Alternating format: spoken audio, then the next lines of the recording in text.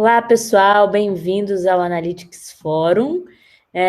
A gente está aqui hoje com uma convidada super bacana, super especial. Só um segundinho aqui, pronto. Antes de apresentar, a gente convidou a Mariana Alves, para falar sobre gestão na área de dados hoje. E antes de apresentá-la, eu vou convidar aqui para a nossa mesa virtual a Liana Sampaio e o Ed Castro. Provavelmente você já os conhece do nosso último vídeo. Se você não os conhece, vou apresentá-los agora. A Liana é coordenadora de Data Strategy na Zoli e o Ed é Data Analytics Lead na EdGlow. Se você não teve a oportunidade de ver a nossa conversa sobre transição de carreira, eu vou deixar o link aqui embaixo para você poder ver depois. Ed e Eli, se quiserem dar um alô. Oi, gente. Obrigada, Isa, pelo convite. Obrigada, Mari, por aceitar o convite. É um prazer estar aqui novamente com todos vocês, falando sobre dados, falando sobre essa nossa paixão. E vamos lá bater esse papo que com certeza vai ser super bacana. Legal. Novamente, é muito bom estar rodeado de pessoas feras aqui no mercado. Um prazer estar fazendo essa mesa com a Mari pela primeira vez. Mari, super querida. E também estar de novo com a Isa, com a Ali. E vamos lá, acho que vai ser um papo super legal aqui. Bom, a Mari trabalha há mais de uma década com dados, sempre com foco no digital, com mídia de performance e com viés em marketing digital. Ela já passou por empresas como Netshoes, Vivo e atualmente é Data Product Manager na XP. Ela também possui graduação em Ciência da Computação e um MBA em Big Data. Queria agradecer a presença da Mari hoje, ela está num momento super especial da vida dela, com o Theo recém-nascido em casa, conseguiu um tempinho para falar com a gente. Mari, seja muito bem-vinda. Vou deixar você em primeiro plano, aqui. E vou começar com... Agora que eu vi que eu estava com a câmera, com o microfone pausado aqui, eu que agradeço o convite de vocês. É super legal poder conversar e ainda mais com pessoas, né, que estão começando na área agora. É importante falar um pouco da experiência, falar do que a gente já viveu. É legal para ajudar essa galera a iniciar na carreira aqui. Isso. Mari, vou começar aqui a roda de conversa e depois a gente vai girando, tá? Eu vi uma fala interessante sua sobre as diferentes formações de profissionais na análise de dados. Como esse canal tem como uma das premissas inspirar profissionais que estão nesse momento de transição de carreira, queria que você falasse um pouquinho da sua experiência com profissionais de diferentes formações que atuam com análise de dados. Legal, bacana. É interessante, né? Porque às vezes a gente fica preso nesse estereótipo da formação das pessoas, né? Então, por exemplo, quando você vai ver as vagas, né? A maioria é formado em algum curso de tecnologia, preferencialmente, sei lá, ciência da computação, engenharia da computação, ou marketing, comunicação, sempre vai por um viés nesse sentido, né? E durante minha carreira eu trabalhei com diferentes profissionais, né? Vocês duas, por exemplo, já comentaram aqui comigo agora mais cedo que vocês são jornalistas e trabalham com dados.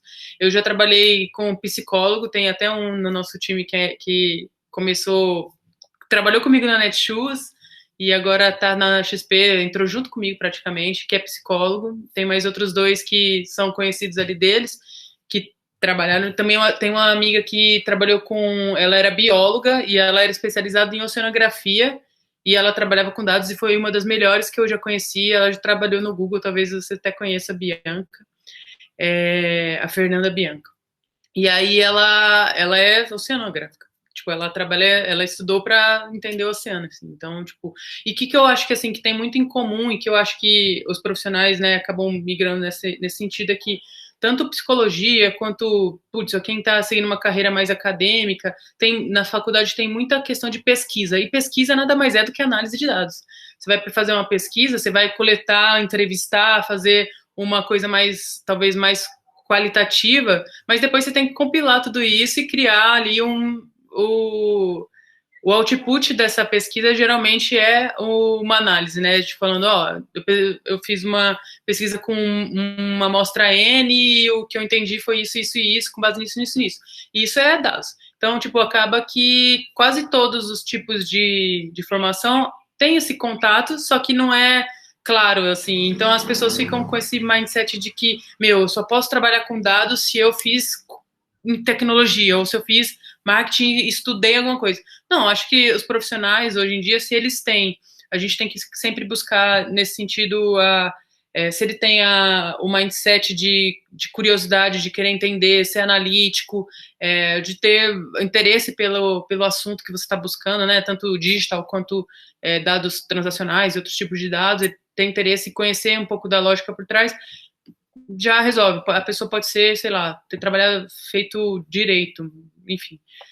Milhões de médicos hoje usam dados e são analistas de dados também. Então, tipo, acho que não existe muito esse viés, e eu aprendi nesse longo desse caminho, porque eu trabalhei já com psicólogo, com pessoas de diversas áreas, né? Boa. Mário, você comentou sobre os times, né, os profissionais dos mais diversos perfis, e hoje você trabalha com um time de dados multifuncional, digamos assim, né, entre as tarefas do time, o dia a dia está relacionado a entender os problemas de negócio, e também para fazer isso você usa os dados originados em ambientes digitais, por exemplo, a navegação de um usuário do app ou na web. Esses dados, eles ajudam a gerar hipóteses de melhorias na experiência dentro desses canais, ou insights para a criação de um novo produto, por exemplo.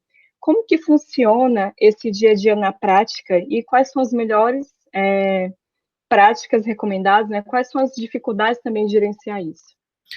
Eu já trabalhei em diversas empresas, né? Cada empresa tem uma forma estrutural ali de trabalhar com dados. Hoje a gente está organizado nós somos obstinados assim, em resolver problemas de negócio, né? Então a gente acaba usando diversos tipos de dados, não só digital, mas inúmeros tipos de dados, para gerar esses insights de criação de produto, de dados e criação. Isso pode gerar insight para criação de features, isso pode gerar insight para N coisas, né? Então, por exemplo, a gente está dividido em núcleos de negócio, né? Então, hoje, atualmente, na XP, a gente funciona assim, né? Então, eu sou Data Product Manager de um núcleo que está focado em problemas de negócio de marketing, existe outro núcleo que está focado em problemas de negócio de renda variável e por aí vai. E aí, com esse montante de dados, né, que a gente acaba tendo, a gente consegue pensar em produtos de dados. Então, por exemplo, qual é o próximo produto que uma pessoa deveria comprar?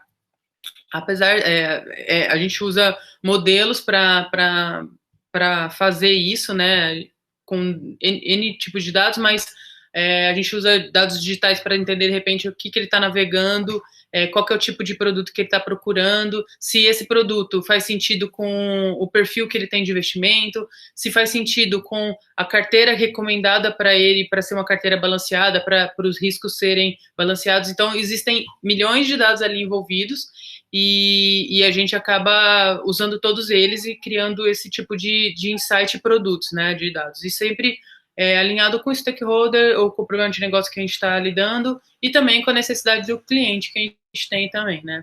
E aí, no meu ponto de vista, assim, as maiores dificuldades em gerenciar né, as expectativas dos stakeholders, né. E aí a gente tem que fazer eles contribuírem na criação de produto junto, né? Porque não adianta nada a gente fazer um produto que, para dados é foda. A gente usou todas as técnicas de machine learning que podia usar, todos os tipos de dados que a gente podia coletar, só que no final das contas, o stakeholder ou o cliente final, né? Às vezes a gente entrega um produto para o cliente. Esse, por exemplo, de recomendação, é um produto para o cliente. Se ele não está usando, não faz sentido nenhum. Então, a gente tenta ao máximo fazer eles contribuírem junto com a criação deles, né, dos produtos que a gente está montando. Então, a chance de quebrar esses obstáculos, né, fazendo esse tipo de alinhamento, para mim, é enorme. A gente acaba conseguindo engajar e disseminar ali o uso daquilo que a gente está construindo, né. Não, legal. Pergunta?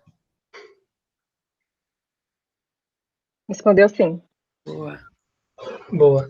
E Mari, pensando em como vocês utilizam algum método para priorizar as tarefas, para entender esse argumento. Eu já vi que em um outro encontro com vocês da XP, vocês comentaram muito sobre OKRs também.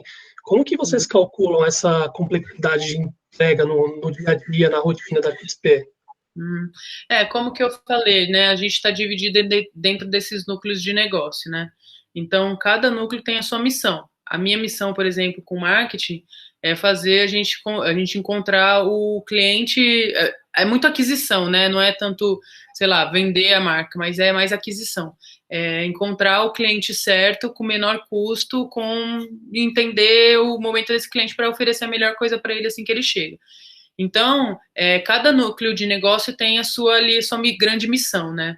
E aí a gente focar pessoas naquela missão ajuda muito a gente a conseguir fazer as coisas andarem e trazer as pessoas, né, para o contexto ali, né? Então a gente envolve as pessoas nas missões ali, aí a gente define OKRs, a gente tem sim OKRs, esses OKRs eles têm que estar alinhados com os OKRs dos stakeholders também, porque não adianta nada eu falar que, sei lá, minha missão é fazer a melhor área de marketing sei lá, do universo. E no final das contas, o que o pessoal de marketing quer é simplesmente abrir conta, sei lá. Então, a gente alinha muito com o stakeholder essa missão e define esses OKRs juntos. É óbvio, eles têm os OKRs deles que são mais focados no dia a dia deles, a gente tem o nosso, mas no final das contas, o que ali, né, o resultado a gente mede usando a mesma métrica, né? Então, acho que esse é um dos pontos que ajudam a gente a fazer esse tipo de priorização, né? E aí a gente consegue alinhar com esses stakeholders esses objetivos, esses OKRs, e aí com isso a gente mantém uma agenda recorrente com eles para fazer esse tipo de priorização, né? Então a gente acaba levantando oportunidades de produtos que a gente quer montar, né? A gente levanta a proposta de valor, entende o que exatamente aquilo vai mudar no dia a dia do stakeholder ou do cliente. Às vezes até coloca um valor em cima daquilo mesmo, né? Em reais mesmo, para a gente conseguir medir depois, e alinha com o stakeholder isso. Essa priorização é feita em conjunto, né? E acho que é isso que ajuda a gente a acabar conseguindo evoluir. Vou te dizer que é sempre perfeito, a gente sempre só faz o que foi priorizado com o stakeholder? Não, tem hora que acontece N coisas, a gente está acostumado com coisas que saem da rota ali. Mas a gente sempre alinha com o stakeholder essas questões de sair da rota também, entendeu? Então, acho que esse é o segredo, pelo menos o que tem funcionado com a gente está evoluindo ainda, mas o que tem funcionado com a gente é isso. O stakeholder, a gente também é obstinado em resolver o problema de negócio e alinhar com o stakeholder isso. Então, é sempre dessa forma que a gente tem trabalhado. Perfeito. Mário, como que são feitos os alinhamentos dentro dos times de web e app? Vocês fazem alinhamentos periódicos? Vocês se conversam entre si com alguma recorrência? Vocês trocam com os product owners sobre isso? Qual que é o papel da sua área nesses momentos de troca entre esses times? Legal.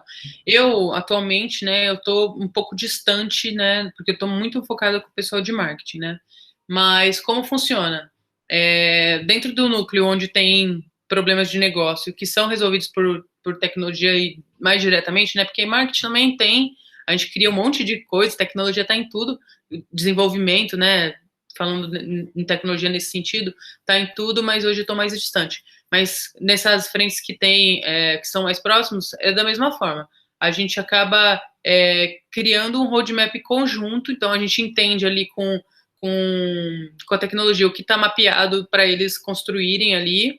Provavelmente, né, antes eles já usaram dados para poder entender um pouco mais dessa necessidade do cliente, né, e construir aquele roadmap. Então a gente está plugado junto com eles ali, entendendo quais são esses roadmaps e como que a gente pode contribuir com dados para a criação daquele, ou criação, ou mensuração, ou testar se aquilo está funcionando, etc. Né?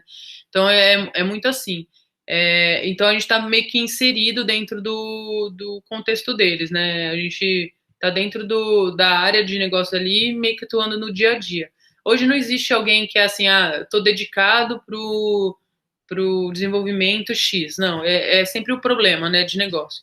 Então existe, sei lá, um time que desenvolve o app. O app ele tem N coisas dentro desse ecossistema. em algum momento vai ter um problema de negócio que a entrega vai estar no app, e aí vai ter esse contato com alguém desse núcleo que está ali discutindo aquilo. A gente acredita muito que fazendo dessa forma, a gente tem pessoas focadas naquelas missões que eu comentei, né, nos problemas de negócio ali, nas missões dos clientes que a gente tem atuado.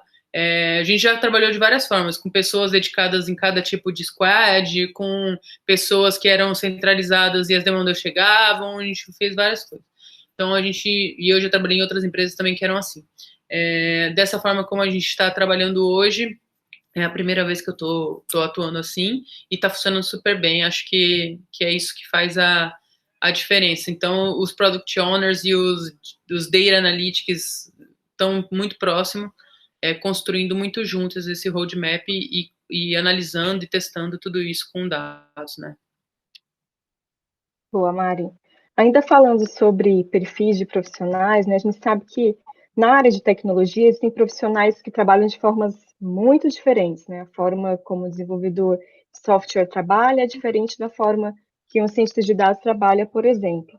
Então, na sua percepção, existe diferença entre a gestão de processos utilizada para os times de desenvolvimento e para o time de ciência de dados? Como que isso funciona? Eu acredito que são bastante semelhantes, né? Como eu falei, assim, eu tenho visto cada vez mais empresas e agências também, né? Criando produto de dados. Antigamente a gente era meio que reporteiro, né? A gente reportava um relatório aqui, outro relatório ali. Isso acontece ainda, a gente sabe que às vezes precisa entregar, sei lá, um dado para um investidor e, enfim, é pontual, a gente precisa fazer, precisa coletar, mas beleza, isso é algo pontual. E a gente trata até, de repente, uma esteira diferente. Mas as pessoas, né, as áreas, as empresas, elas estão tentando encontrar mais valor, e dados hoje é muito caro e é um diamante ali. Se você vai souber adaptar, cara, você consegue até vender o dado depois, eu vou criar coisas que vão vender no sentido de criar coisas que vão ajudar a monetizar e trazer lucro para a empresa.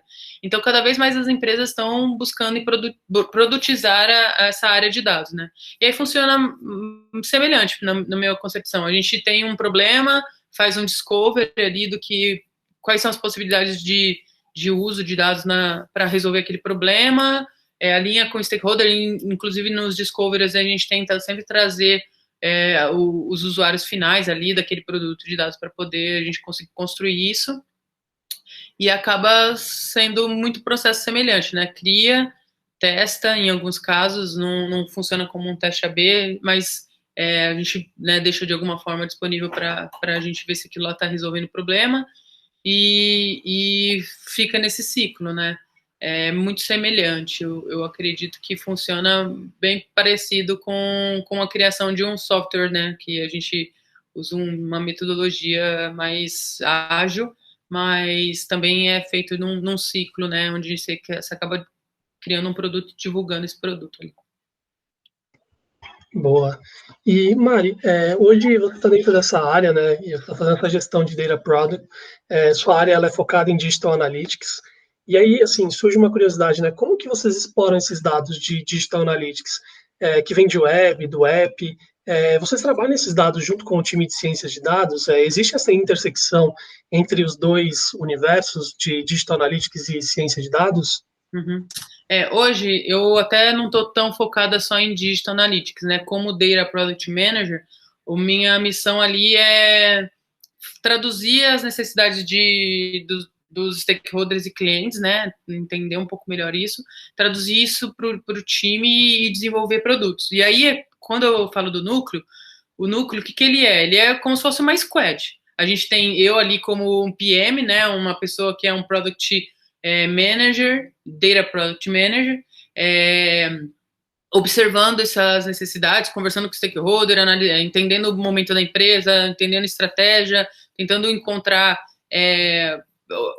oportunidades para a gente criar esses produtos. E aí dentro do time tem sempre pessoas de Data Analytics, que são pessoas um pouco mais generalistas no sentido de análise mesmo. Então eles buscam, a gente cria muita visão analítica para a empresa como um todo, e tem profissionais ali que são super especializados em digital, mas também super especializados em BI, e eu estava até conversando com a Isa e com a Liana antes, né, desse papo, que eu acredito muito nisso, assim, eu não acho que vai ter sempre alguém que é super especializado em digital. Eu acho que a pessoa pode ser especializada em digital, mas ela sempre tem que saber que, cara, às vezes só o dado do digital não vai resolver meu problema. Eu tenho que saber onde tem os outros tipos de dados, eu tenho que saber cruzar essas informações, eu tenho que, né, explorar mais o dado, independente se ele é digital ou não digital. E a mesma coisa do BI tradicional ali. A pessoa também tem que entender um pouco do conceito do digital para encontrar oportunidades e, às vezes, até criar novos produtos ali. Então, eu vejo muito isso. Aí tem esse profissional de data, tem o profissional de engenharia e tem o profissional de data science, né? Em alguns momentos, o data science ele é um pouco mais raro hoje em dia, né? Em alguns momentos, ele fica dedicado no núcleo ali para resolver algum problema, depois ele sai e vai para um outro núcleo, mas, geralmente, fica sempre mais próximo ali, porque a gente tem aquela missão e as pessoas têm que estar muito alinhadas com aquela missão, né, que eu comentei. E aí, então, a gente acaba tendo profissionais de diversas frentes. Se existe uma necessidade de construir o dado no começo ali, a gente identificou uma oportunidade, não existe o dado, a gente tem que construir. Envolve engenharia. O time de Data Analytics está usando esse dado para ver se aquilo está funcionando, ou se aquilo realmente vai resolver o problema, ou prototipando coisas, e quando aquilo já está mais avançado e precisa criar uma metodologia mesmo, ou usar um método um pouco mais avançado com machine learning, ou coisas assim, entra o time de data science, né? Então, para mim, essa conexão entre os três mundos ali, que é o que a gente conhece hoje, né? Pode existir um quarto, quinto, as profissões estão se mutando aí, e agora também já existe o Analytics Engineer, que é um cara que sabe processar o dado, sabe criar o dado, mas ele também consegue, pelo menos, fazer um dashboardzinho ali que ajude a entender aquele dado que ele ajudou a criar. Então, tá sempre se mutando, né? Mas eu acredito muito nesse time em conjunto. E aí, dada essa missão, a gente vai fazer o discovery, vai entender qual que é o melhor produto, se for necessário um data science, ele vai estar plugado ali junto, entendendo, trabalhando em conjunto. Se tiver necessidade só de engenharia e data analytics, a gente vai estar mais focado nisso, mas é assim que a gente meio que acredita, né? Eu, pelo menos, tenho visto isso ali na XP e eu acho que está funcionando super bem para muitos casos, né? E aí vale também de entender, né? Pode ser que para outras empresas esse modelo não funcione, né? Pode ser que, a empresa faz uso, é muito diferente o contexto e precisa ser diferente a forma de trabalhar. Eu acho que tem que se adequar a cada empresa ali, mas eu vejo essa conexão feita no dia a dia mesmo, né? Com as pessoas trabalhando na mesma missão. Perfeito. Mari, você falou ainda há pouco sobre métodos ágeis e eu vejo que tem ao mesmo tempo, uma angústia bastante grande dos gestores que trabalham com dados em não ter um método ágil e, ao mesmo tempo, uma angústia em ter, porque você precisa ali manejar uma série de coisas, né? Que a gente vai até entrar em umas perguntas mais específicas depois. Mas a primeira, mais macro delas, é que eu queria saber como que vocês organizam esses fluxos de dados, se é uma forma temporal, se vocês têm um planejamento que ocorre mensalmente, trimestralmente, semestralmente, e se vocês seguem alguma metodologia específica, faz combinação de métodos ágeis, como que é esse dia a dia aí? Legal. Assim, a gente não tem hoje, por exemplo, uma especificação do tipo assim, todo mundo da área de dados tem que trabalhar em sprints, né? Não. Cada núcleo, né, que é essas squads de dados, cada núcleo tem o seu método ali que funciona, porque os stakeholders são diferentes, os problemas de negócio são diferentes, o momento, o timing daquilo é diferente, então não funciona muito assim. Então tem núcleos que trabalham com sprints, tem núcleos que trabalham com Kanban, tem núcleos que às vezes precisa fazer um projeto mais waterfall, mais ágil, mas com um pouco mais de necessidades e dependências, e aí tem que criar uma coisa um pouco mais corporativa. Então, tem diversas formas, né? O que eu acredito muito é na autonomia. Então, cada núcleo tem a autonomia de entender qual que é a melhor metodologia. Eu comentei aqui sobre 3 metodologias aqui, que é coisas que a gente acaba usando e todo mundo faz. Mas eu acho que o mais importante é que a gente tem, semestralmente, existe um alinhamento mais estratégico da empresa como um todo, né? A XP é muito, muito, muito dinâmica. Eu vou ficar de licença maternidade 6 meses e eu tenho certeza de que quando eu voltar, a XP vai ser outra empresa. Então, é muito dinâmico. Então, a gente faz esses alinhamentos, mas no meio do caminho também existem outros alinhamentos para poder mudar a rota se precisar. Mas a gente tem isso daqui. Depois a gente tem também, bimestralmente, a gente tenta fazer uma rodada ali com o stakeholder de falar, olha, isso daqui foi o que eu te entreguei, né, no bimestre, alinhado com aqueles objetivos que a gente tinha mapeado. E aqui é um roadmap para os próximos 2 meses, está alinhado com o que você está, né? Mudou a rota daquilo que a gente tinha combinado no começo do semestre? Não mudou, então a gente segue aqui. Mudou, putz, vamos pensar aqui, fazer um discovery para entender um pouco mais esse novo problema de negócio que surgiu. Então a gente tem esses alinhamentos bimestrais com o stakeholder também, e aí a gente tem mensalmente o que a gente chama de N, que é todos os níveis da hierarquia ali da empresa tem essa reunião para acompanhar resultado, muito mais no dia a dia com o time, né? Então, eu faço com o time, aí o meu chefe faz com todos os liderados dele, o chefe dele faz com todos os liderados, até chegar na presidência com todos os liderados da diretoria. Então, a gente sempre vai elevando o nível e nessas reuniões é muito para fazer isso. Alinhar se a gente está andando todo mundo para o mesmo caminho, olhar para os OKRs e ver se a gente está atingindo os nossos objetivos, e se for o caso, esse OKR não está mais fazendo sentido. A gente até muda, isso não é aquela coisa que, meu Deus, a gente vai mudar um OKR e, meu Deus, vai desandar tudo. Não, a empresa é muito dinâmica, então a gente também tem autonomia para mudar, a gente alinha esse roadmap, avalia novas possibilidades de discovery, etc., e o time, no dia a dia, entende como resolver aquilo, né? Cria... tecnicamente eles são os mais preparados ali para falar como fazer aquilo. Então a gente vai nesse sentido, né? Primeiro pelo porquê ali, a gente entende o que a gente precisa fazer, alinha com todo mundo, tem essas recorrências, e o time também tem o momento que a gente prioriza e eles conseguem construir os produtos ali para resolver os problemas. Funciona mais ou menos assim. E aí não tem um método específico, né? Porque a gente usa tanto Kanban, quanto Scrum, quanto OKRs, quanto, enfim, N coisas que ajudam a gente ali a entender se a gente está indo pela rota, né? O mais importante é entender se os objetivos estão sendo realmente concluídos ali, né? Antes da Ali fazer a pergunta dela, vou fazer um parêntese. Você falou dos squads, bateu uma curiosidade. Qual que é o tamanho desses times? Quais de dados ou de tecnologia? Você falou que são 4 áreas dentro de dados, né? Isso. Dentro de cada área, qual o tamanho de cada time, mais ou menos? Não existe um tamanho fixo, depende do problema de negócio que a gente está resolvendo. Para marketing, por exemplo, quando eu saí, né, que eu tô fora ali, e eu já sei que mudou algumas pessoas ali, estão reconstruindo algumas coisas, mas tinha pelo menos uns 4 data analytics, tinha 2 engenheiros, e o data science estava muito pontual, porque a gente estava com um pouco problema que data science ia resolver. A gente estava atuando em uns 2 ou 3 projetos ali que eram com data science, mas não precisava de ter um data science dedicado.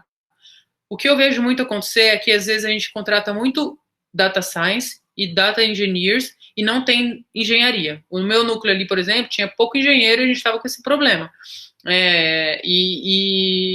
Geralmente eu vejo as empresas acontecendo isso. Então, tem que entender o problema e realmente pensar no que você está construindo. Se você está construindo alguma coisa que é nova, com certeza você vai precisar de muito engenheiro antes de ter um data analytics ali analisando os dados. Então, cada núcleo que está nesse momento, cada núcleo tem um número de pessoas diferentes. Como eu comecei, né, na XP há 2 anos e meio, e eu fui para a XP para construir a área de Digital Analytics. Então, e comecei no marketing, foi o marketing que começou essa história de Digital Analytics dentro da XP. Então, como eu já estava lá aqui há 2 anos e meio e eu já tinha conseguido construir todo um alicerce de dados para marketing, eu tenho pouco problema com engenharia. Meus problemas com engenharia são coisas novas que a gente está construindo, coisas que são mais históricas e coisas que são mais do dia a dia do marketing, a gente já construiu há algum tempo atrás. Então, não tenho tanta necessidade assim. mas tem outras áreas que estão começando agora, no sentido de ter o dado agora. E aí, com certeza, vai precisar um pouco mais de engenheiro. Tem áreas que estão já com bastante dado que já daria para ter um pouco mais de data science. Então, tem mais data science. É difícil, acho que não tem nenhum núcleo que tem mais data science do que qualquer outra coisa. Mas, enfim, só para dando um contexto. É assim que a gente está distribuindo, não tem um volume certo. Eu acho que tem essa questão da necessidade, e eu acho que depois a gente até vai conversar sobre outras coisas que eu vou comentar um pouco sobre isso, mas as empresas, elas têm um pouco dessa... precisa colocar tô ouvindo falar aí do time de dados, precisa construir isso aqui, vamos construir isso daqui, contrata lá a galera. E, na verdade, tipo, vai amadurecendo, né? Depois as pessoas vão vendo. Mas isso não funciona muito bem, porque você vai acabar não gerando valor com isso. Então, você tem que pensar muito nisso, né? Quantas pessoas eu preciso para aquilo que eu estou construindo, para aquele valor que eu estou tentando gerar, se está fazendo sentido, se está trazendo retorno, enfim. E aí isso vai encaixando o número de pessoas, mas gira, sei lá, entre 2 e 3 de cada skills ali, né? Boa, e é importante perceber, né, que as coisas mudam rapidamente e se adaptar a elas é essencial, né, para o sucesso do negócio. E Mari, olhando uma pesquisa com gestores da área de dados, a gente observou que muitos deles ainda vêm como obstáculo garantir a motivação e o engajamento do time. Você teria algum conselho ou recomendação para ajudar esses gestores a melhorarem essa motivação? Você tem alguma técnica que você fez e considerou bem-sucedida? Esse é um desafio de toda liderança, né? Acho que independente da área de dados, o desafio, sei lá, a cada 3 posts que eu vejo no LinkedIn, 2 falam de liderança nesse sentido de engajamento, ainda mais agora nesse momento de pandemia, né? Que a gente não tá junto, às vezes não consegue pegar o feeling ali de como estão as pessoas, mas eu acredito, né, muito, né, que você dado uma missão, você tem que dar autonomia para o time. Eu acho que se a pessoa tem comprada com aquela missão, né, se ela ela acredita muito naquela missão, ela sabe quais são as métricas que a gente vai usar para medir, né, os nossos objetivos. E ela está super alinhada com os stakeholders, ela tem que ter muita autonomia para fazer a forma como ela quiser. O como tem que deixar na mão das pessoas que sabem fazer o como. E aí eu acho que isso acaba ajudando a engajar um pouco, né, nesse sentido. Mas é um grande desafio. Eu estou, né, todo dia quase eu pesquiso algum curso que eu quero fazer sobre liderança. Você comentou que todo dia vê um curso de liderança diferente para fazer. Então, a gente está sempre tendo que buscar entender um pouco mais. E eu acho que essa questão da pandemia também mudou um pouco o estilo das pessoas, né, de lidar, enfim, acho que tem muito burnout acontecendo e as empresas têm que cada vez olhar mais para isso. Quando a gente tiver todo mundo vacinado, será que todo mundo vai ficar home office? Será que é saudável 100% home office? Não sei, eu acho que não, eu sinto muita falta de ter o contato ali, pelo menos, sei lá, 2 vezes por mês, 1 vez por mês que seja, mas eu sinto falta. Tem gente que se adaptou super bem. Então, eu acho que é muito desafiador, ainda mais nesses momentos, mas eu acho que dá voz para o time, nessas priorizações com os stakeholders, eu acabo estando mais, né, no dia a dia com eles, discutindo com o próprio stakeholder, mas se o time identifica uma oportunidade nova, que não está mapeado, que possa fazer sentido, cara, eu tenho esse papel de levar lá, mas o próprio time pode e deve ter esse momento ali com o stakeholder, né? Então, até no meu time tem um menino que ele é muito, muito, muito engajado, assim, e ele vem com várias ideias, assim, e aí ele faz as análises e para entender se faz sentido aquela ideia dele e tal, entende um pouco do comportamento e ele vai lá apresentar para o stakeholder para falar que aquilo lá faz sentido. Não sou eu que fico o tempo todo fazendo isso, né? Então, acho que dar voz para o time ajuda nessa questão da autonomia, e aí precisa sempre estar alinhado e definido essas missões para a pessoa tem que estar ali apaixonada, né, pela missão, pelo problema, não pelo produto, para poder conseguir construir produtos que façam sentido. Eu acredito muito nisso. Não existe um guide, não existe uma receita de bolo ali, né? para poder fazer isso, mas eu vejo que tem cada vez sido mais assim, e é desafiador para mim, inclusive, entender e fazer isso acontecer. Legal, Mari. Você falou um ponto que a gente discute bastante na Edglow, que é em relação à autonomia, né? Uhum. A gente tem muito assim de, cara, vamos cada um fazer o seu papel e, tipo, não ficar limitando a atuação do outro, principalmente quando a gente está num cargo de liderança, né? Até acabei discutindo exatamente sobre isso hoje, achei muito legal você trazer esse ponto.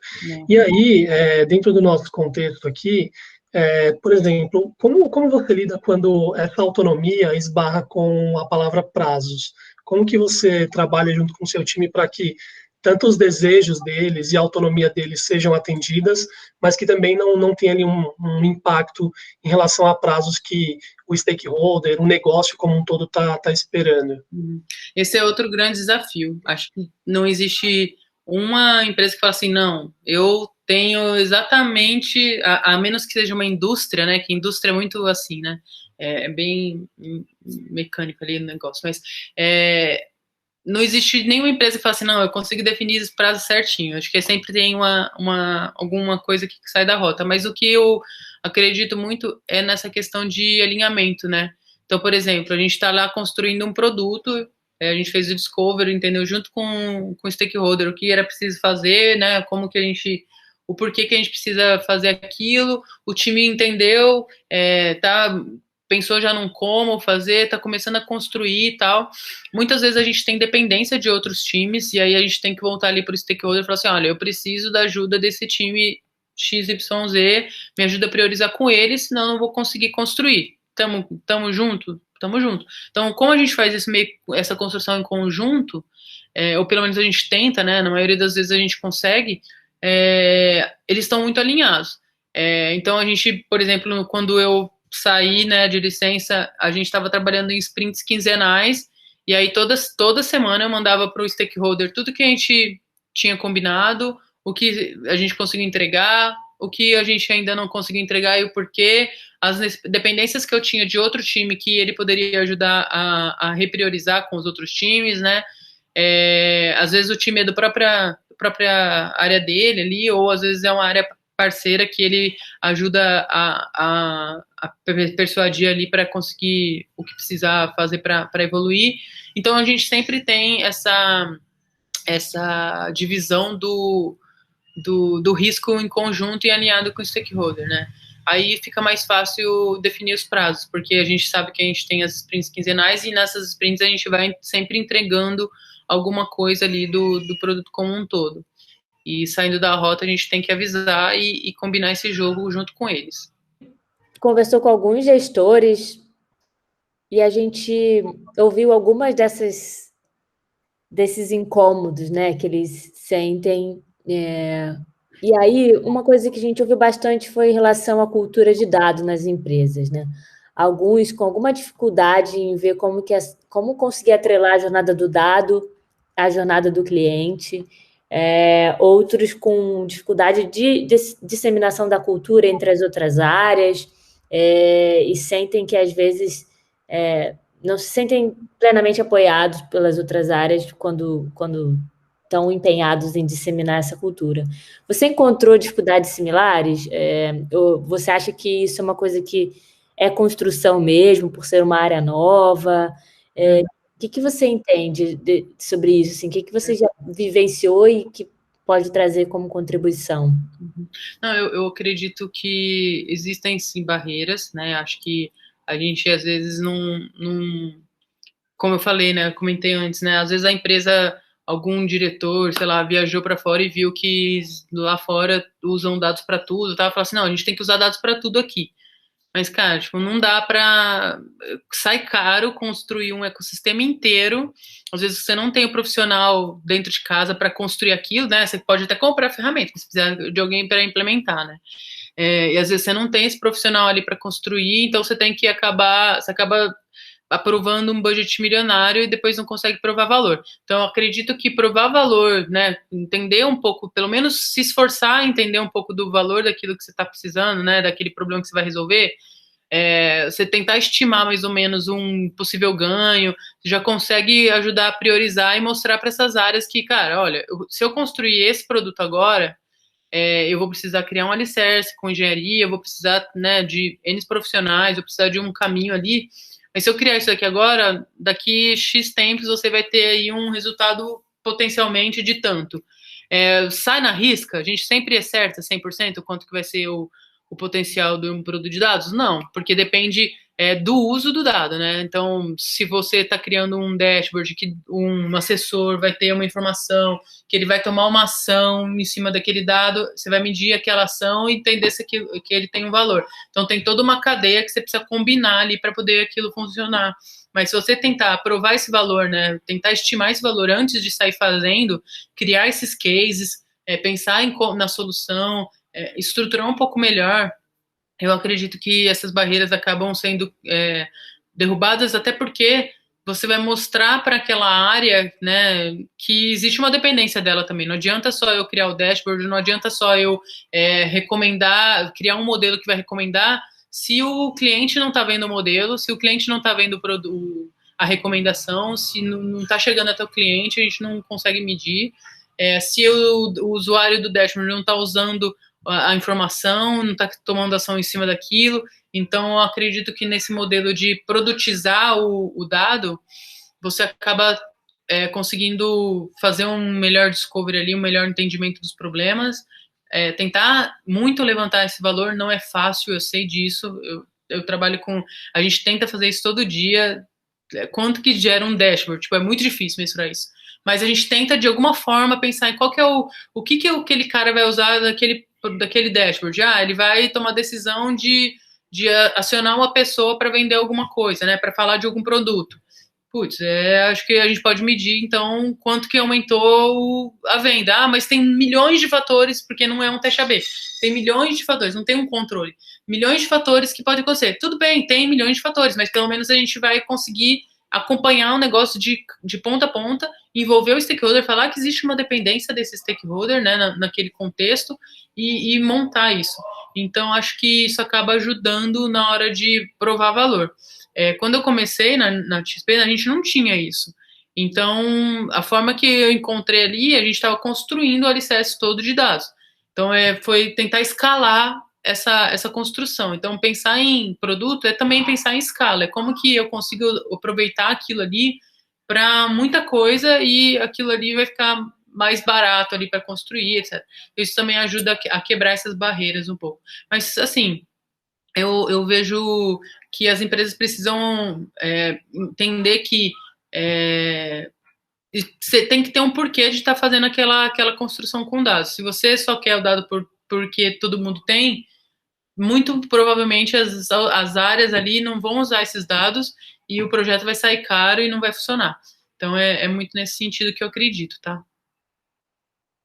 Boa, Mari.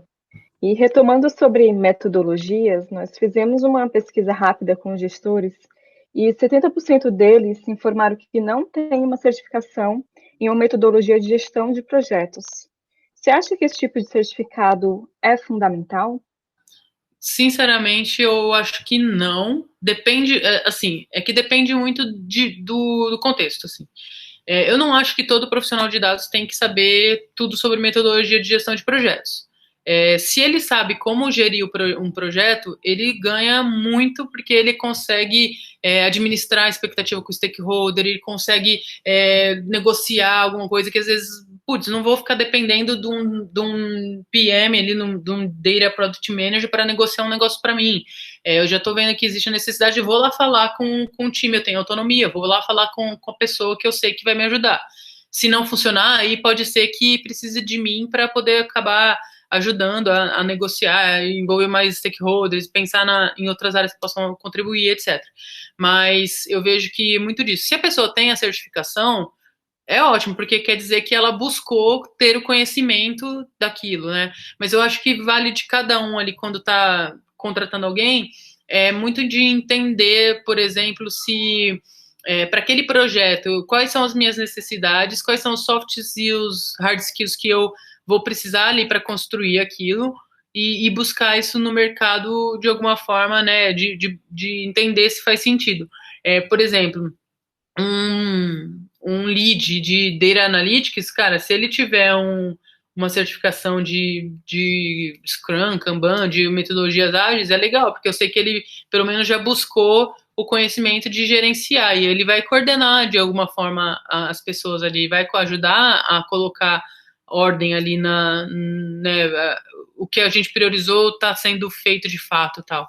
Então, isso ajuda. Mas eu não acho que seja 100% necessário, né? Assim como eu também não acho que só precisem ter pessoas de tecnologia e comunicação na área de dados, podem ter jornalistas como vocês, né, que fizeram outros tipos de conhecimento, mas vocês buscaram e entenderem como funciona essa metodologia, esses modos, o uso do dado ali, vocês têm o poder analítico e vocês usam ele.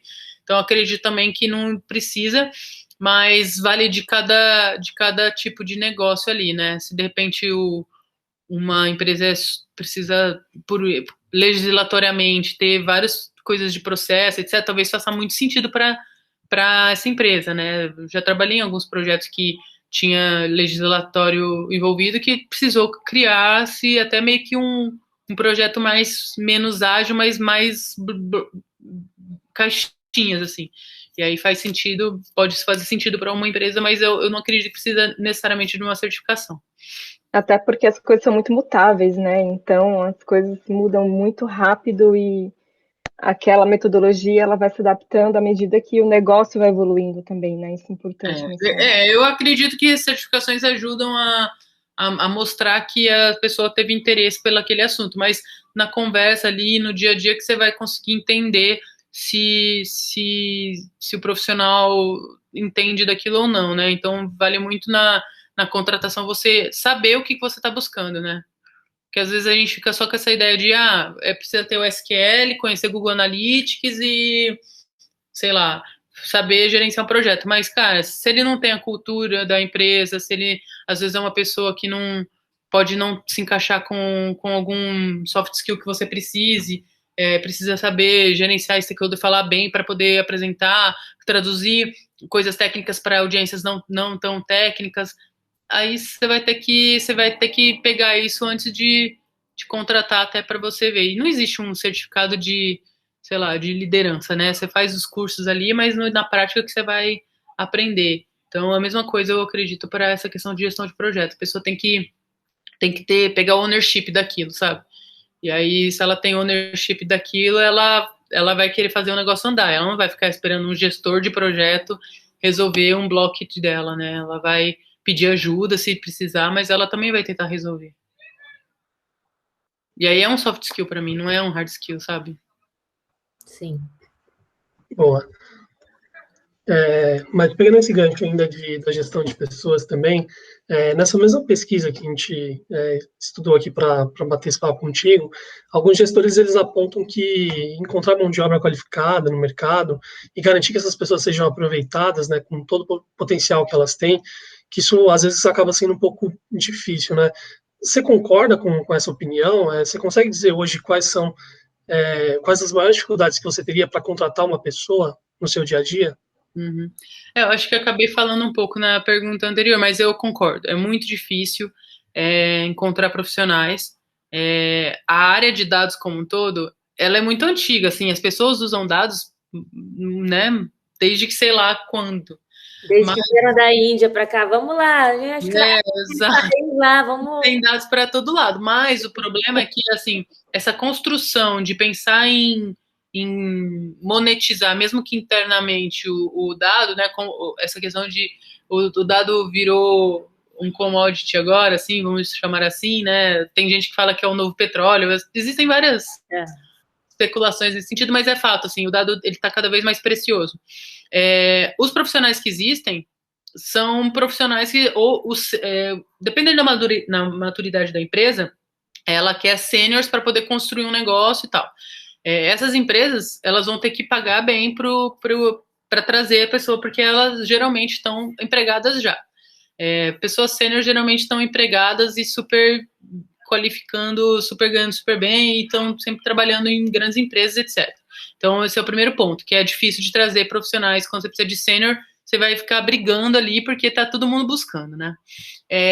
Então, depende da maturidade da empresa. Se a empresa já está mais estruturada, já tem um alicerce e ela está topando trazer pessoas com menos experiência e ela está disposta a treinar essas pessoas dentro de casa, aí eu acho que fica mais fácil porque você tem a oportunidade de também, não vou dizer moldar o profissional, né, porque eu acho que cada um tem sua trajetória e tudo mais, mas falar, putz, eu preciso de pessoas que conheçam muito bem de Spark e eu sei que tem diversos estagiários aqui que entendem um pouco de Python que provavelmente vão conseguir, né, navegar bem e virar para isso, eu vou trazer para treinar. Então, aí tem coisas assim, mas é muito desafiador mesmo, porque a gente tem pouco profissional, as pessoas ainda têm esse mindset de, meu Deus, não existe um curso.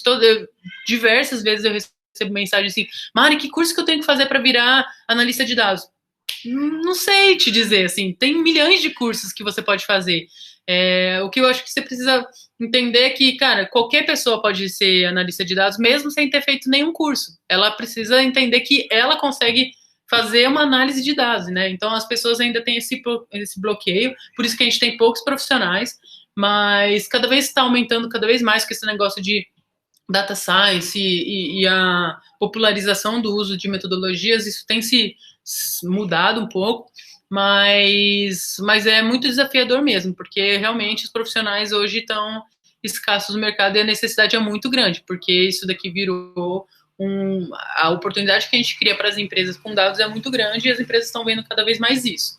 Mas eu acredito nisso. E assim, né, como a gente não ficar preso também nessas questões da formação, né? A gente falou lá no começo, não importa se a pessoa fez jornalismo, psicologia ou qualquer coisa nesse sentido. O que importa muito é que ela tenha esse viés, e aí basta você, como gestor, procurar, né, lapidar nessas pessoas que estão se candidatando, entender o momento da empresa também, para poder trazer o profissional certo, né?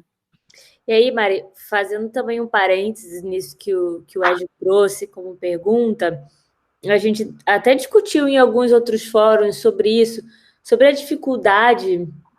Eu acho que tem uma ponta que é uma dificuldade da profissionalização, né? Eu acho que a gente tem muita vaga para uma demanda muito grande para pouca gente que despertou para isso ainda, que está estudando, que está iniciando nesse processo. Acho que esse é um ponto. Eu acho que tem um outro ponto que a gente discutiu bastante, que são essas caixinhas, você mesma falou, né, de diversas... São várias formas de atuação dentro de dados, né? E eu acho que existe ainda uma dificuldade do entendimento disso. Existe esse mar de possibilidades dentro de uma carreira de dados. Acho que desde quem está do lado de cá procurando uma vaga, procurando se encaixar, e desde o lado de lá de quem está recrutando. Acho que, às vezes, não sei se você já passou por essa realidade, não sei se é uma realidade na empresa que você atua, mas às vezes a gente percebe umas vagas que são muito esquizofrênicas. A pessoa quer que o cara faça coleta de dados, que o cara faça análise de dados e crie modelos, né? Acontece muito. Umas vagas meio esquizofrênicas, assim, né? Meio que você vê lá, tem 20 mil pré-requisitos, então acho que tem um papel educacional, assim, da gente, enquanto profissionais dessa área, de tentar evangelizar mesmo, tanto os times de RH quanto as pessoas que estão entrando para esse mercado e mostrar, olha, são diferentes caixinhas com diferentes habilidades, o que você encaixa, o que você acha que se encaixa melhor, o que você acha que faz mais sentido, para a pessoa também ir afunilando ferramental, o que ela vai buscar aprender, né? Perfeito, é isso. Eu acredito muito nisso. E até eu falei dos cursos, né? Tipo, que não existe um curso tal para ser profissional de dados. Mas na verdade é isso. Eu acho que existem as empresas, né, que precisam cada vez mais entender que existem papéis ali. Se você encontrar uma pessoa que faça tudo, esse menino que eu comentei, né, que ele é bom em gestão de projetos, ele traz ideia e tal, ele realmente ele faz tudo. Ele sabe como coletar o dado, ele também se vira ali num modelo ou outro de data science, ele é realmente um menino fora da curva. Mas é difícil encontrar caras assim. Então, as empresas precisam saber que se você achar uma pessoa nesse sentido que seja muito foda, você vai pagar muito, muito, muito caro. E talvez você não vai conseguir nem explorar todo o potencial daquela pessoa, porque ela talvez não vai ter tanto foco. Então, as empresas se conscientizarem em relação a isso, e os profissionais também começarem a entender, putz, eu quero trabalhar com dados, o que você gosta? Você gosta de analisar o dado? Você não quer saber como esse dado chegou, você quer olhar para esse dado e construir uma visão? Você gosta mesmo de imaginar o dado chegando ali no banco, ou pensar numa coleta de um perfil de comportamento num site, num app? É isso que você gosta? Putz, é outro tipo de skill que você vai precisar ter. Ou você é o cara fascinado em automatização e pensar em como aquilo aprende sozinho, etc. Então, tipo, tem várias caixinhas ali, e aí sim existem cursos que podem ajudar você. Inicialmente, eu acho que ser curioso, buscar entender qual que é essa visão que você, essa trilha que você quer, né, se especializar, ajudaria, porque aí você consegue direcionar e começar a se especializar de fato naquilo que você acha que é o melhor e que é o que você tem mais afinidade, né? E eu acho que é importante também pontuar que não entrar numa área, numa determinada função, determinado perfil hoje, não quer dizer que você não possa mudar, né, de área, migrar futuramente. Isso é muito possível. E a bagagem que você adquiriu hoje, ela vai ser utilizada e pode ser utilizada em outras funções também. Exatamente. Eu sou um exemplo. Eu trabalhei anos com Digital Analytics puramente. Agora eu estou um pouco mais generalista. Eu estou olhando para... Eu tenho tentado aprender muita coisa ainda, mas eu já consigo entender um pouco melhor sobre o papel de engenharia, né? Num contexto fora de digital, eu já consigo ver um pouquinho mais de data science e também num contexto fora de digital, né? Eu acabo sempre tentando trazer ali para o digital, mas no final das contas, o meu papel é muito de olhar para outras possibilidades. E aí eu sou um exemplo disso. Fui, né, me moldando conforme foi aparecendo as oportunidades para mim. Quando eu voltar de licença, eu vou voltar fazendo isso. Talvez não, talvez apareça uma outra coisa para fazer que vai me ajudar a abrir, expandir meu conhecimento. Acho que a gente também não pode ficar muito preso nessa questão. A menos que você queira ser um especialista mesmo, que eu acho que faz sentido e a gente precisa de especialistas para algumas coisas, eu acho que as pessoas também têm que estar livres para conhecer outras coisas. E o mercado também se molda, né? Se às vezes, putz, com esse negócio da LGPD, pode ser que um dia a gente não possa coletar alguns dados que a gente coleta hoje, a gente vai poder usar muita coisa. Então, enfim, podem surgindo coisas que você vai ter que se moldar. Então, essa é uma premissa também do profissional de dados, assim como na tecnologia. Você tem que estar disposto a estar sempre entendendo que os caminhos não são retos e lindos, não é uma rodovia. Pode ter caminhos ali que não vai ser muito linear, não. Você vai ter que aprender coisas novas e entender o que você se sente feliz fazendo também, né? Boa, Essas isso. mutações que existem aí. E ainda na pesquisa que a gente analisou, 45% dos gestores dizem que os dados que eles coletam no dia a dia se conectam, sim, com o modelo de negócio da empresa, mas que eles enfrentam dificuldades de aplicação. Você também já passou por isso? Você consegue falar para a gente sobre algo que realizou, mesmo que em time, e que tenha sido a virada de chave assim, para melhorar alguma aplicação, por exemplo? Uhum. Eu acho que todo mundo já passou por isso, com certeza, assim, né? Eu acredito que isso está associado um pouco com essa questão da maturidade analítica da empresa que eu comentei, né? Como eu comentei, a maioria sai achando ali que precisa ter um ecossistema completo de caro, sem antes pensar no que exatamente vai querer resolver. Então, acho que se a gente, cada vez mais, né, as empresas começarem a se conscientizar de que o dado não basta só tê-lo, a gente precisa pensar no que a gente vai resolver com eles, vai ajudar nesse sentido de não cair nessa cilada de construir, de pedir um budget milionário, e aí chega no final do ano, a gente usou muito pouco daquilo que a gente construía, se a gente conseguiu construir. Porque às vezes contrata a ferramenta, não tem ninguém nem para implementar lá dentro da empresa, você fica lá batendo cabeça, contrata uma consultoria, a consultoria entra para fazer, aí as áreas que são dependentes não estão compradas com aquilo, aí a consultoria não consegue implementar, aí, putz, essa consultoria é uma bosta. Destrata com a consultoria, começa a internalizar o time. Aí internaliza o time, começa a construir e cai na mesma cilada, porque não é o problema, não é a consultoria, não são os profissionais que estão ali. O problema é que não existe um propósito para aquilo que você está construindo.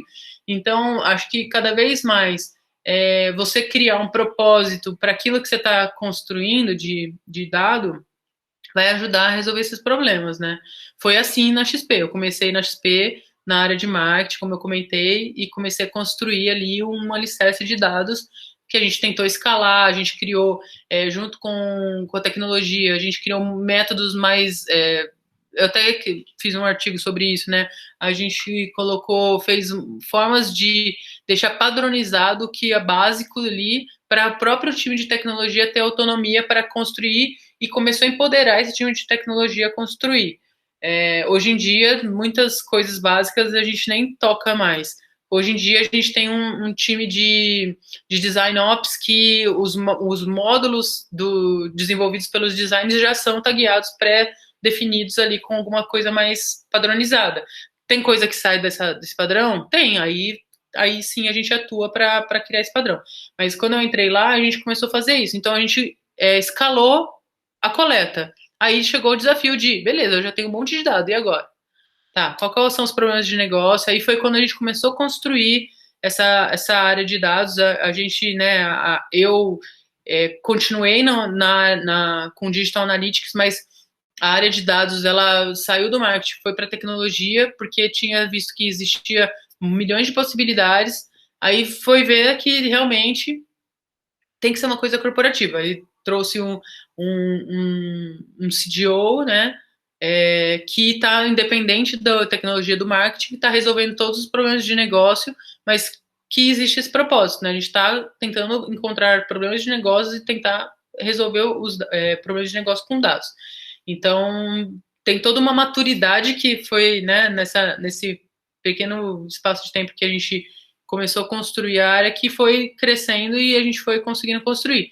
Mas é isso, eu acho que tem que ter sempre esse propósito, porque senão a gente não consegue sair do lugar ali, ou a gente acaba não provando valor. A gente até consegue entregar coisas que são super legais, que geraram valor, mas não paga o custo porque você tentou construir um negócio gigantesco sem antes tentar entender um pouco do que era necessário para resolver os primeiros problemas.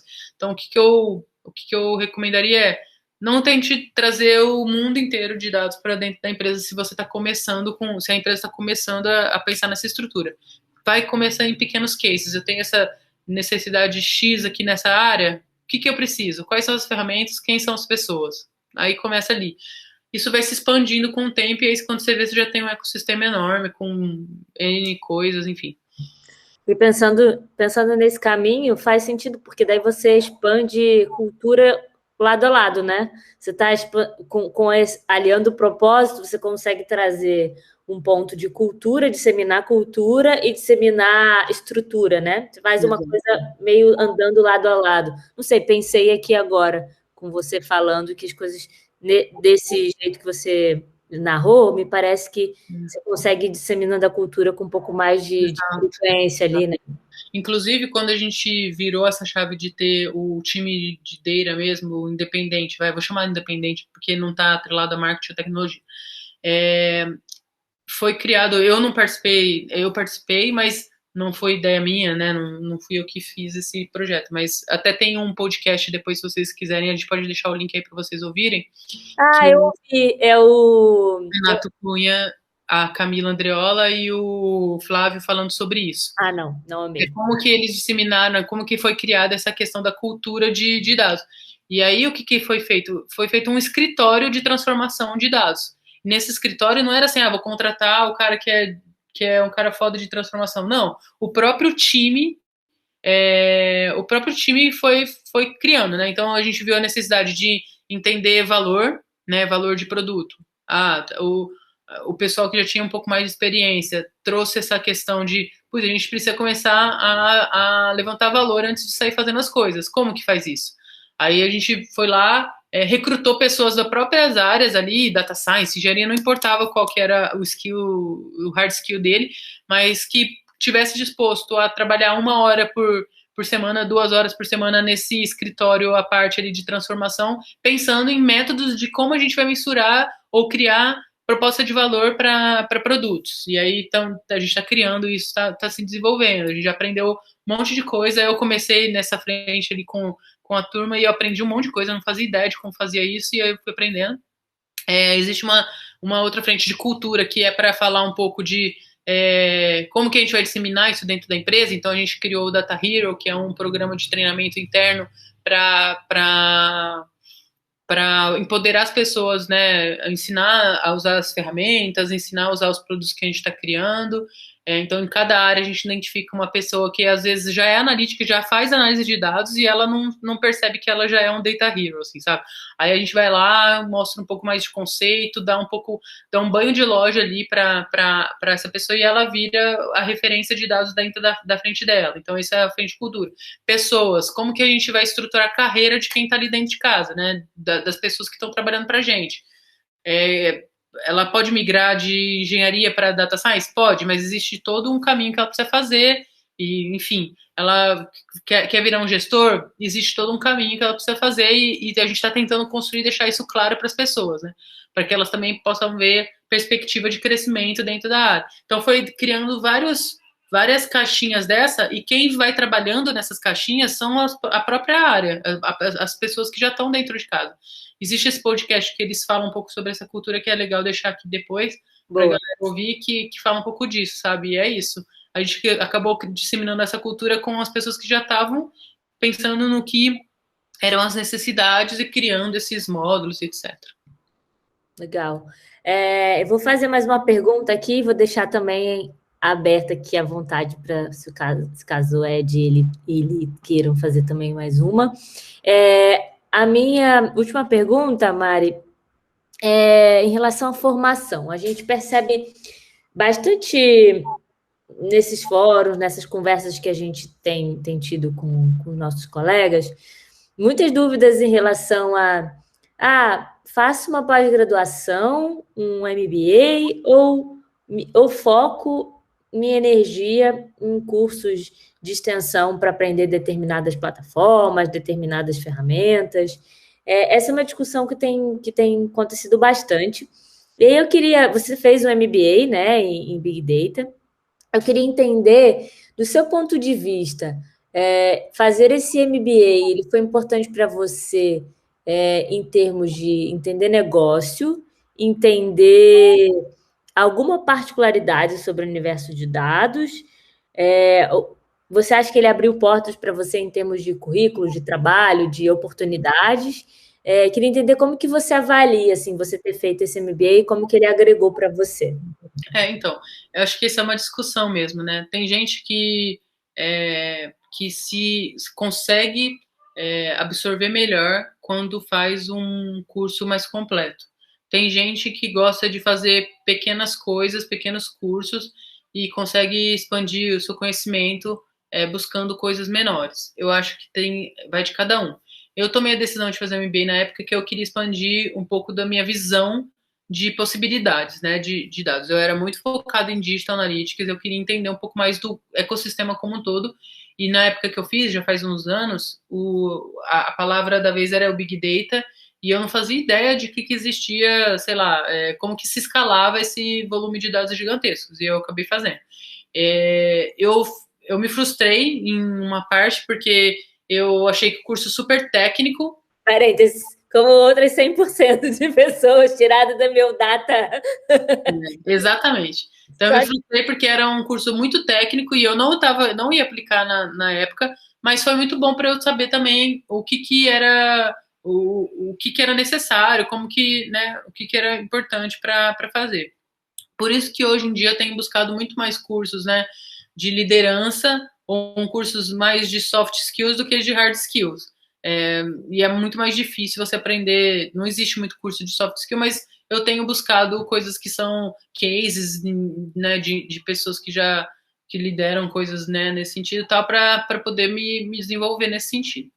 Comunicação também é outra coisa que eu tenho buscado, solução de problemas, são coisas que eu tenho buscado. Mas porque eu estou numa fase da minha vida que eu já trabalhei com muita coisa técnica e eu queria expandir um pouco mais meu conhecimento, mas era uma vontade minha.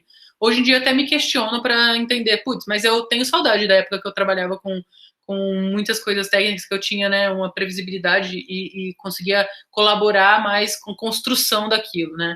Hoje eu colaboro com a construção de uma forma um pouco mais macro, né? Eu não coloco tanto mais a mão na massa para construir alguma coisa e eu sinto falta. Então tem hora que eu até me questiono. Mas é isso, você tem que entender o seu momento e buscar.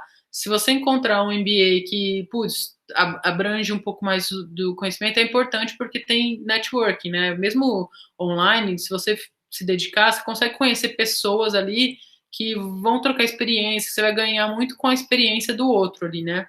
Mas vai muito do seu momento de vida no que você está buscando para a carreira. Eu acho que é importante, tanto cursos, né? A gente está muito munido de cursos hoje, né? Tem Coursera, tem Udemy, tem um monte de curso do Google mesmo, de graça, tem do Facebook, tem do... Você procura na internet, você acha curso de qualquer coisa, assim, sabe? Então, eu acho que você está bem munido. Basta você querer conseguir entender um pouco da para onde que você está querendo trilhar e buscar. E também, não tem problema, sabe? Você pode fazer um curso e amanhã fazer outro e, né, acho que se você começar alguma coisa que você está vendo que faz sentido, para e não tem problema, sabe? Às vezes a gente fica preso, fixado no putz, eu comecei lá o MBA, mas eu não tô gostando, mas eu vou terminar só para ter no currículo. Não, cara, não vai perder seu tempo é super precioso.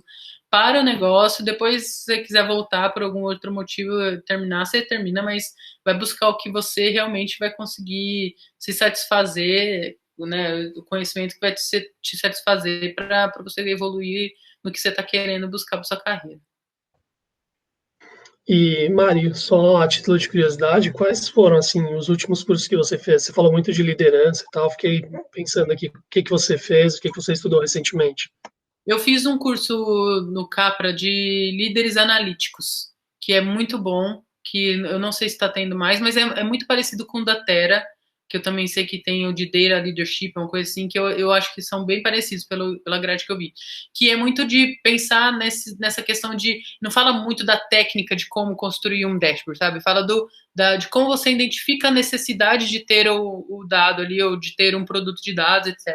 Então, esse foi um que eu fiz, que eu achei bem legal, que tem mais a ver com liderança, menos com liderança no sentido de identificação de oportunidade, né? E pensar em metodologias, frameworks, etc. Eu tenho lido muita coisa, né? Eu tenho lido muita coisa. Eu li um livro, eu não vou saber o nome agora, depois eu posso até passar aqui para vocês. Eu li um livro que era Comece pelo Porquê, que esse é muito bom, que eu lembrei agora dele, que fala muito dessa questão do propósito, exato, de ter o propósito e tudo mais, e menos o como, e fala como atinge ali a satisfação e a parte do cérebro que isso entra e acaba ficando preso na pessoa e por isso que ela consegue se desenvolver. E tem um de comunicação que é esse que eu não vou saber, não vou lembrar o nome agora, que fala exatamente da pirâmide de comunicação, como você constrói uma comunicação que vai atingir as diferentes audiências ali e tal. Esse eu ainda tô lendo, não terminei ainda, tô meio que lendo meio picado. Eu tenho lido agora muita coisa de mãe, gente, de maternidade, então eu não vou lembrar algumas coisas aqui, mas esse foi também um dos últimos. E de curso foi esse do Capra que eu fiz, de líderes analíticos. Comecei um no Coursera que era de lideranças femininas.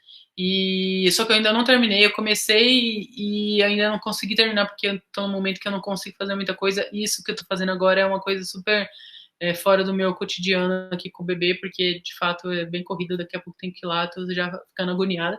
Mas é isso. E foram esses que eu fiz por último. E eu sempre fico lendo muito artigo, assim, nossa, o Medium, para mim, é a coisa mais linda que inventaram no mundo, assim. Eu leio muito sobre como as empresas estão construindo áreas, como elas estão escalando, como que elas estão criando times, né, de dados. e está muito alinhado com isso tudo que eu comentei com vocês. Assim, eu tenho visto muito esse movimento de produtização e monetização do dado mesmo interno, sabe? Perfeito. Li, você quer fazer mais alguma para encerrar? Podemos. Não podemos encerrar porque o bebê já Vamos lá matar chama a gente. Criança, gente. Mari, super obrigada. Eu que agradeço, gente, pela oportunidade. Super valioso aqui seu tempo e todas as dicas, conselhos e contribuições que você deu aqui pra gente. Agradeço mesmo, gente. Contem comigo para outras conversas aí, posso trazer outras pessoas também. É muito bom a gente disseminar essas conversas para que outras pessoas vejam que é possível e que existe um caminho para trilhar, mas que não é nada, meu Deus, de outro mundo, né? Todo mundo pode ser um pouco analista de dados. Com certeza. Boa, Mari, muito obrigada. Papo riquíssimo. Um beijo. Obrigadão, Mari. Beijo. Valeu. Até mais. Tchau, tchau. Valeu. Até mais. Tchau, tchau.